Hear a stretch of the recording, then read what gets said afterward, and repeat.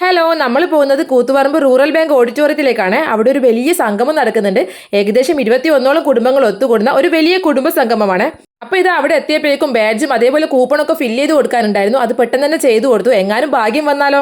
പിന്നെ ബ്രേക്ക്ഫാസ്റ്റ് ഒക്കെ കഴിച്ചിട്ട് ഞങ്ങൾ നേരെ ഹാളിലേക്ക് പോയി. നേരത്തെ എത്തിയത് കൊണ്ട് സീറ്റൊക്കെ ഒഴിവുണ്ടായിരുന്നു. കറക്റ്റ് 9 മണിക്ക് തന്നെ എത്തണമെന്ന് ആദ്യമേ പറഞ്ഞിട്ടുണ്ടായിരുന്നു. ഞങ്ങൾ എത്തിയത് 9:30ക്കാണ്. പിന്നെ കുറച്ചു നേരം അവിടെ ഇരുന്ന് എല്ലാവരോടും സംസാരിക്കുകയും ഫോട്ടോ എടുക്കുകയൊക്കെ ചെയ്തപ്പോഴേക്കും പരിപാടി സ്റ്റാർട്ട് ചെയ്തു.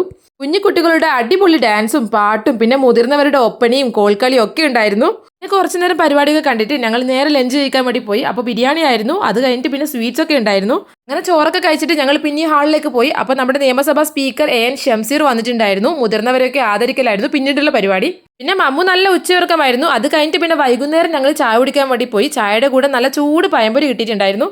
അങ്ങനെ ചായ കുടിച്ച് വരുമ്പോഴാണ് ഞങ്ങൾ ഇത് കണ്ടത്. പണ്ട് കാലത്ത് ഉപയോഗിച്ചിരുന്ന സുപ്ര, അതേപോലെ പറ, വിളക്ക്, പിന്നെ സംഗീത ഉപകരണങ്ങൾ, റേഡിയോ, കഞ്ഞിക്കലം, ചെയറൊക്കെ ഉണ്ടായിരുന്നു. അത് ശരിക്കും ഞങ്ങളെ പണ്ട് കാലത്തേക്ക് കൂട്ടിക്കൊണ്ടുപോയി.